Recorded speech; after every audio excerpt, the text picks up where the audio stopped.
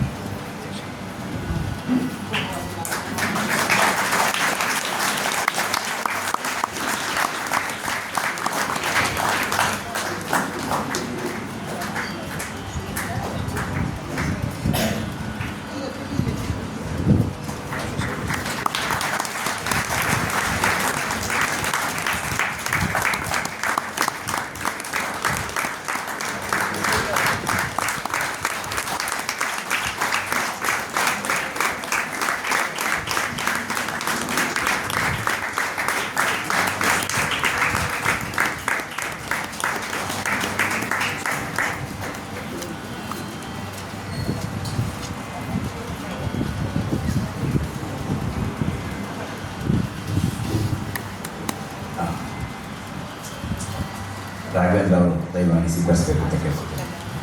ಧನ್ಯವಾದಗಳು ಸರ್.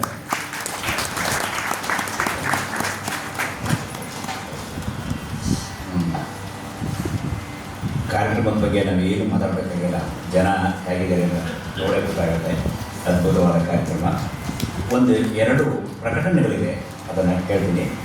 ನಾಳೆ ದಿನ ಕೂಡ ಒಂದು ಒಳ್ಳೆಯ ಕಾರ್ಯಕ್ರಮ ಈ ಸಭಾಂಗಣದಲ್ಲಿ ನಡೀತಾ ಇದೆ. ವೆಂಕಟ ಯಶಸ್ವಿ ಕಬ್ಬೇಕೋಡು ಮತ್ತು ವಿಜೇತ ಸುಬ್ರಹ್ಮಣ್ಯ ಕಬ್ಬೇಕೋಡು ಇವರು ಮಂಗಳೂರಿನಿಂದ ಬಂದು ಕರ್ನಾಟಕ ಶಾಸ್ತ್ರೀಯ ಸಂಗೀತದ B.Ed ಇವುಗಳ ಇದರ ಗಾಯನ ನಡೆಸ್ಕೊಡ್ತಾ ಇದ್ದಾರೆ. ಭಾಳ ಅದ್ಭುತವಾದ ವಿದ್ಯಾರ್ಥಿ, ಇನ್ನು ಸಣ್ಣ ಹುಡುಗರು, ತುಂಬ ಚೆನ್ನಾಗಿದೆ. ಅದಕ್ಕೆ ವೈಲಿನ್ನಲ್ಲಿ ರೂಪನ್ಗುಡಿ ರತ್ನತೇಜ ಅವರು ಮತ್ತು ಮೃದಂಗದಲ್ಲಿ ಶುಭಾಂಗ್ ಸಾಮಗ ಅವರು ಕೂಡ ಅದಕ್ಕೆ ಮೃದಂಗದಲ್ಲಿ ಸಾಥನ್ನು ಕೊಡ್ತಿದ್ದಾರೆ. ದಯಮಾಡಿ ಹೀಗೆ ಒಂದು ಕಲಾವಿದರನ್ನು ಪ್ರೋತ್ಸಾಹಿಸಬೇಕು ಅಂತ ಕೇಳ್ಕೊತೀನಿ. ಆಮೇಲೆ ನಾಳೆ ಭಾನುವಾರ ಒಂದು ಅತ್ಯುತ್ತಮವಾದ ಕಾರ್ಯಕ್ರಮ, ಅದು ಗಾನ ಭಾರತೀಯದು ಸಭಾಂಗಣದಲ್ಲಿ, ನಮ್ಮ ರಮಾಭವಿ ಸಭಾಂಗಣದಲ್ಲಿ ಆಗ್ತಾ ಇದೆ. ದೇವಗೀತಂ ಟ್ರಸ್ಟ್ ಅವರ ಕಡೆಯಿಂದ TM ಕೃಷ್ಣನ್ ಅವರ ಗಾಯ, ಅದು ಬೆಳಗ್ಗೆ 10:00 ಇರ್ತದೆ. 10:00 ಭಾಳ ಅದ್ಭುತವಾದ ಕಾರ್ಯಕ್ರಮ. ಅದಕ್ಕೂ ಹೀಗೆ ಜನಗಳು ಬರಬೇಕು, ಕಲಾವಿದರು ಅಂತ, ಕಲಾರಸಿಕರು ಅಂತ ಕೇಳ್ಕೊತೀನಿ. ಮತ್ತು ಭಾನುವಾರ ಸಂಜೆ ಮೈಸೂರಿನ ಪರಂಪರೆ, ಅವರೀಗ ನಾದಬ್ರಹ್ಮದಲ್ಲಿ 1 ವಾರ ಕಾಲ ಮಹಾಬ್ರಾಹ್ಮಣದ ಒಂದು ಇದನ್ನು ಕಾವ್ಯವಾಚನ ಮಾಡಿಸ್ತಾ ಇದ್ದಾರೆ.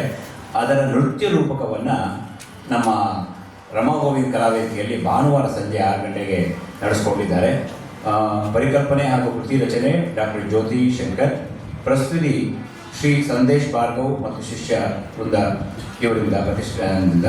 ದಯಮಾಡಿ ಕಲಾರಸಿಕರು ಬಂದು ಎಲ್ಲರಿಗೂ ಪ್ರೋತ್ಸಾಹಿಸಬೇಕು ಅಂತ ಕೇಳ್ಕೊತೀನಿ. ಇನ್ನೊಂದು 2 ಕೃತಿಗಳೊಂದಿಗೆ ಇದು ಸಮಾಪ್ತಗೊಳ್ಳಲಿದೆ.